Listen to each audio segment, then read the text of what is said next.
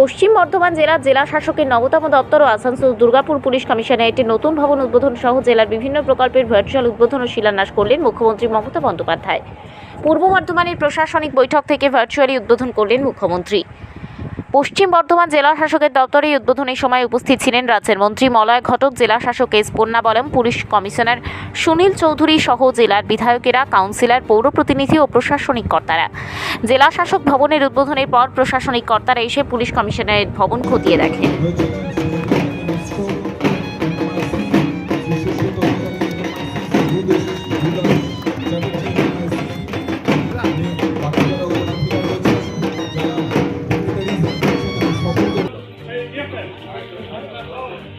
এই মোবাইলটার সামনে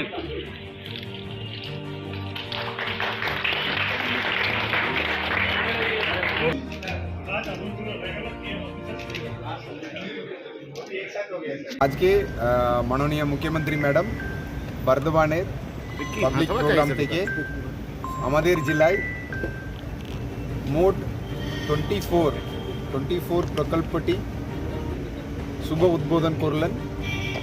তার ভ্যালু হচ্ছে 110 কোটি টাকা। তার মধ্যে আমাদের দুটো বড় অফিস আছে।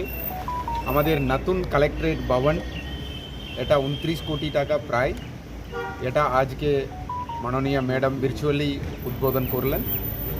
আর আমাদের নতুন এডিপিসির হেডকোয়ার্টার অফিস, এটা আজকে ম্যাডাম উদ্বোধন করলেন। এর ভ্যালু আছে 18 কোটি টাকা। এখানে আমরা সবাই উপস্থিত ছিলাম। মাননীয় মন্ত্রী স্যার ছিলেন, মাননীয় বিধায়ক রানীগঞ্জ ছিলেন, সবাই মাননীয় বিধায়ক জামুরিয়া ছিলেন, সবাই এখানে উপস্থিত ছিলাম। আমরা ম্যাডামের যে উদ্বোধন হলো, আমরাও এখানে আনুষ্ঠানিকভাবে এই বিল্ডিংগুলো এখানে আমরা আজকে ভিতরে আমরা ঢুকলাম আজকে। এর বাইরে আমাদের 23 প্রকল্পটি ম্যাডাম শিলান্যাস করলেন। তার ভ্যালু হচ্ছে 55 crore টাকা।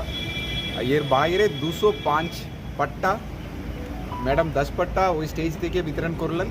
বাকি 195 পাট্টা আমাদের সালানপুর থেকে সালানপুর ব্লকের হলো, আর রানীগঞ্জ ব্লকেরটা রানীগঞ্জে হলো, আর দুর্গাপুর, ফরিদপুর, পাণ্ডবেশ্বরটা ওখান থেকে হলো। ওখানেও বিধায়করা, অন্যান্য অতিথিরা উপস্থিত ছিলেন। ওখান থেকে পাট্টা বিতরণ আজকে হয়ে গেল।